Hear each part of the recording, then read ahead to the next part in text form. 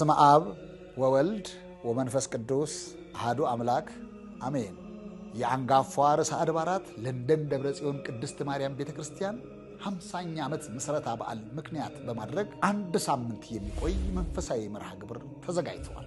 የዚህ ታላቅ መርሃ ግብር መክፈቻ ዓርብ ህዳር 19 ወይም ኖቬምበር 28 ከ5 PM እስከ 8 PM ይደረጋል። በተለይ ደግሞ የህዳር ጽዮን በዓል አከባበር ዝግጅት ይለያል። የቅድስተ ቅዱሳን እመብርሃን ደጇ ከእኩለ ሌሊት ጀምሮ በማህሌት ይደምቃል።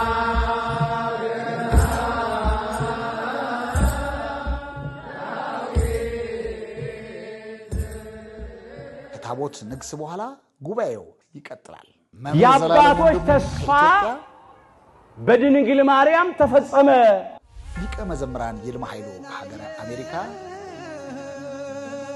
እንዲሁም ሌሎች ጥሪ የተደረገላቸው መምህራንና ዘማሪያን አገልጋዮች በተገኙበት በዓሉ በድምቀት ይከበራል።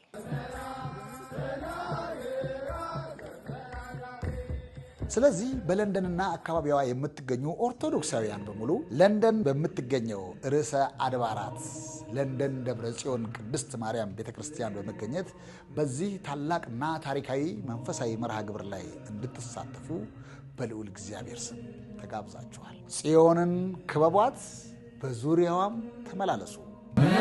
በእግዚአብሔር ደስ ይበለን፣ ለአምላክ ለመድኃኒታችን እልል እንበል።